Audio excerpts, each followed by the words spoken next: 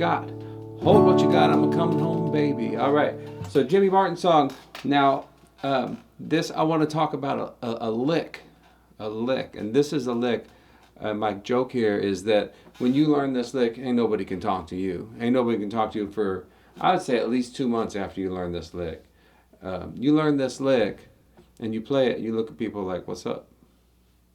You got that lick? I didn't think so. Okay, so here's the lick. Ready? It's a G lick right here.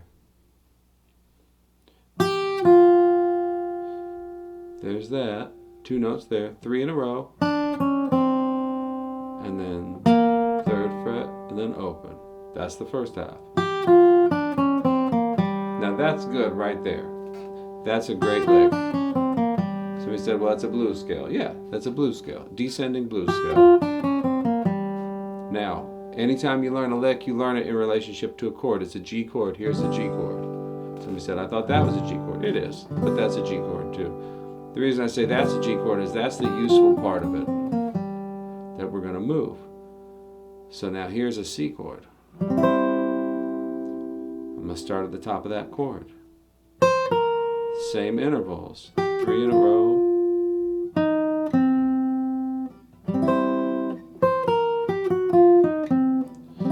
Okay, not move it too high or it's a D chord. Now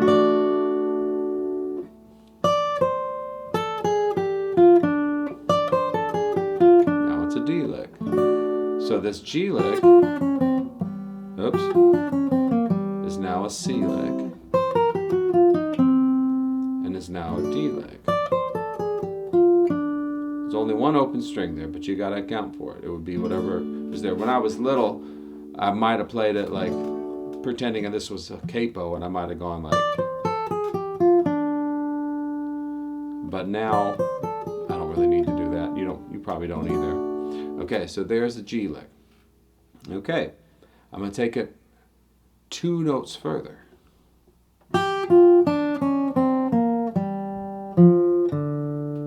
Okay, last 2 notes. Move that up to C.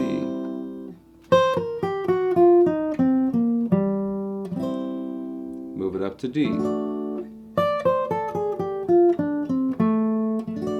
Back to G. Okay. All right, now from that one, you could probably run that the other way.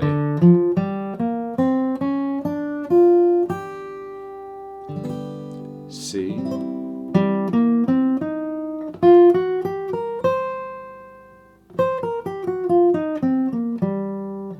D.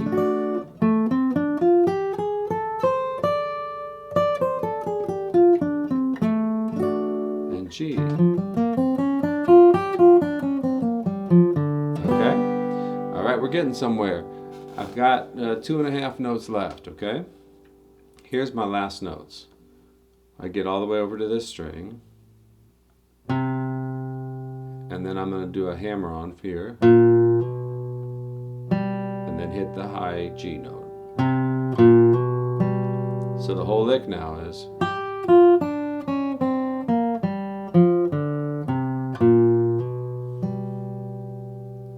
Okay? And now it's in C.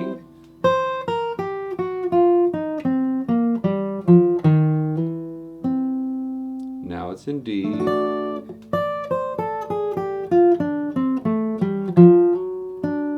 And now it's back to G.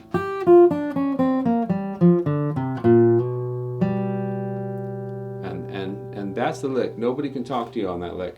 So I'm gonna maybe put it into a song. I'm gonna try to put it into Hold What You Got. Okay, so it's D, so I'll do it in D. Okay. Hold what you got, I'm coming home, baby. Hold what you got, and it don't mean maybe. Been thinking about you, and I'm on my way. Don't sell the house and don't wreck the car. Stay there, honey, right where you are. If you hold what you got, I'm a coming home to stay.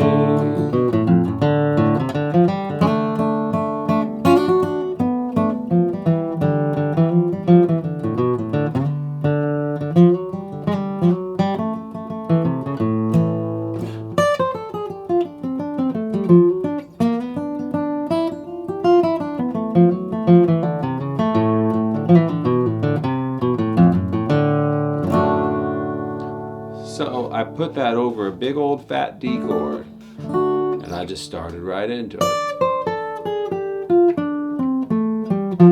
I might have gone back on it one note. I might have gone to say,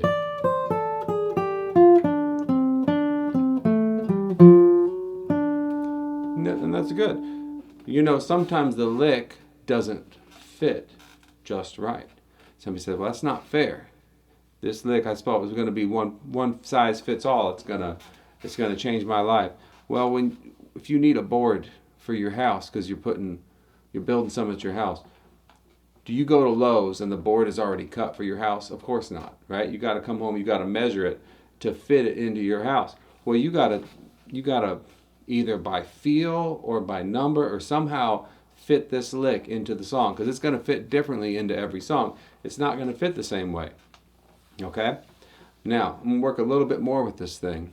I'm going to put it on the A chord this time. Now here's an A chord. Alright, so now I'm going to put this in the middle over the A chord.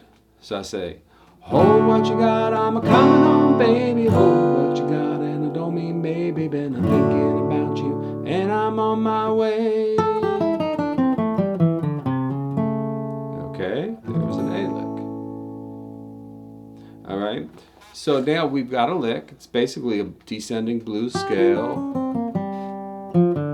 with a little ending. Now notice that last note is G. I could have gone and ended it lower too. Okay, so we've got a lick, and we said now sometimes you have to cut this lick to fit. So you can like go back on a note. Okay, I played 3 notes now. I can go back to the previous note and then keep going on. And now I'll just go down the same way. Let's just take the short part of that lick. That much. So I'm going to go down. I go back 1 note. And then keep descending. I could do that about anywhere it sounds good.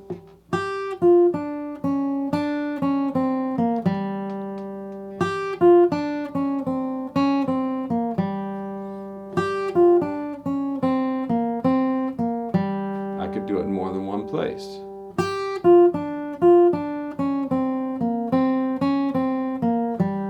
Okay, so the overall arc of the lick is moving downward, but it's like I fake one direction and then keep moving downward.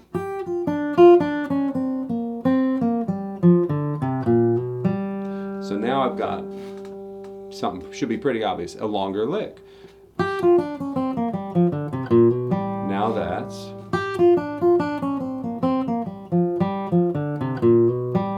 okay.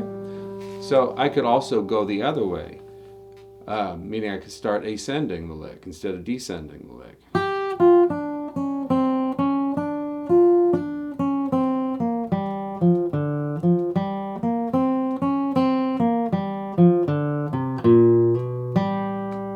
Okay. I could skip around a little bit. Maybe skip around to a higher note, not just go to the next note up, but make a big jump to another note. So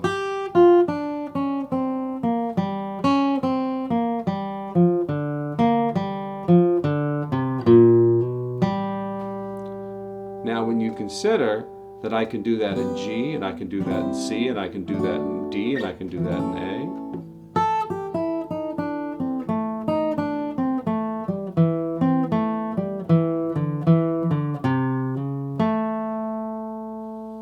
Now I've really got something that can be used. It's useful because, well, it's got this vibe, kind of a bluesy vibe, but now I can make it longer by the 3 techniques I said. Okay, I could go back up 1 note before keeping to descend, or I could reverse direction entirely and ascend, and then come back down.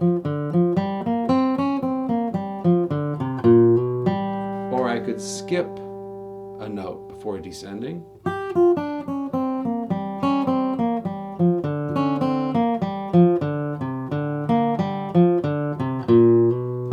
again, the overall thing keeps moving downward. We know where it's going to end.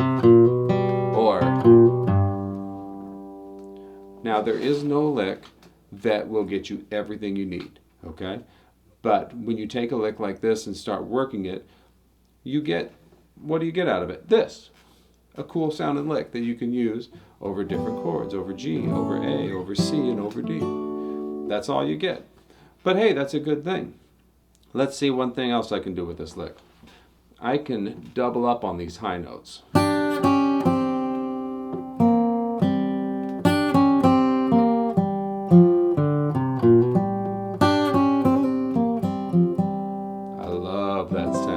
C. How about D? How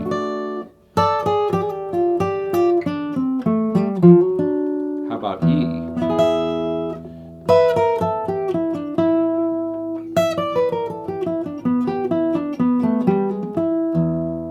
Okay. All right, thanks for watching. We're going to give it one more swing on Hold What You Got. If you're interested in lessons or some of the materials I have on the website, it's andyslessons.com. All right, so for me and Teddy Ruxpin, here we go. Hold what you got.